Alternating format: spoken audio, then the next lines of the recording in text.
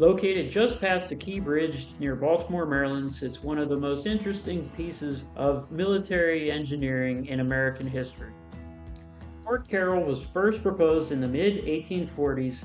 The plans called for a 3-acre man-made island to be built in the middle of the Patapsco River. This installation would serve as the first line of defense for the city of Baltimore, which at the time was one of the largest and most powerful cities in America. Originally, the plans called for 225 cannons mounted across 3 levels. Over a decade later, however, the fort was only half its planned height, and when the Civil War broke out, finishing construction was no longer a priority. The partially built structure was utilized during the war, although it was armed with fewer than 20% of the cannons that had been originally proposed. Also, during the war, a major flood threatened the ammunition stockpile that was being held there, which was subsequently moved to nearby Fort McHenry. The fort was utilized again during the Spanish-American War, but again was undergunned and obsolete. New weaponry was ordered for the fort for the war, but it arrived long after the war ended. By the time World War I started, Fort Carroll was no longer seen as necessary, and what could be salvaged was used elsewhere. The Army deemed the island excess property in 1923. In the century since it was virtually abandoned, the island has seen limited use. It was briefly used as a shipping checkpoint, a military firing range, and it did house a lighthouse that shut down in 1945. Numerous ideas have been kicked around as far as what should be done with it,